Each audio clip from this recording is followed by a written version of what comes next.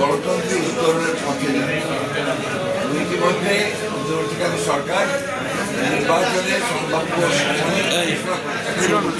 এবং বেশিরভাগ রাজনৈতিক দল তাদের ক্যান্ডিডেট ঘোষণা করেছে এবং দেশে নির্বাচনের একটা আবহাওয়া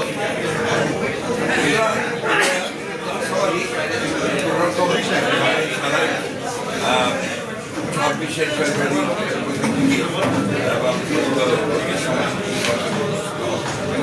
এই বিষয়ে আমরা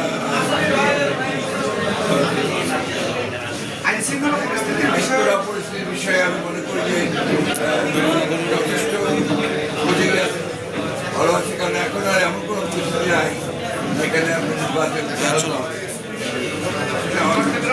বিদেশিদের কাছে দেওয়া হয়েছে, অনেক কথা হচ্ছে এই বিষয়ে চট্টগ্রাম পোর্ট এটা বিদেশিদের কাছে লিজ দেওয়া হয়েছে। এই বিষয়ে পোর্টটা বিদেশিদের কাছে লিজ দেওয়া হয়নি। আপনার প্রশ্নটা ভুল। একটা কোম্পানির কাছে হ্যান্ডলিং পোর্টে হ্যান্ডলিং দেওয়া হয়েছে, এটা তারা ভালো মনে করে দিয়েছেন। আমরা ঠিক আছে, আর কারো প্রশ্ন? Thank you sir.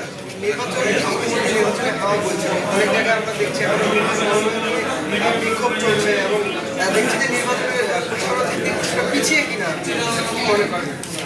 বিএনপি একটা বিশাল রাজনৈতিক দল, একটা আপনার স্রোতস্বিনী নদীর মতো।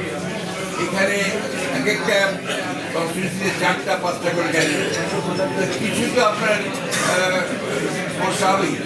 এটা বরাবরই হয়ে এসছে, তার কোনো অসুবিধা নাই। এটা হওয়াটাই বোঝা যায় যে বিএনপি একটা বড় পিছিয়ে আছে কিনা এতটুকু না, অনেক আগে, বহু আগে। Thank you.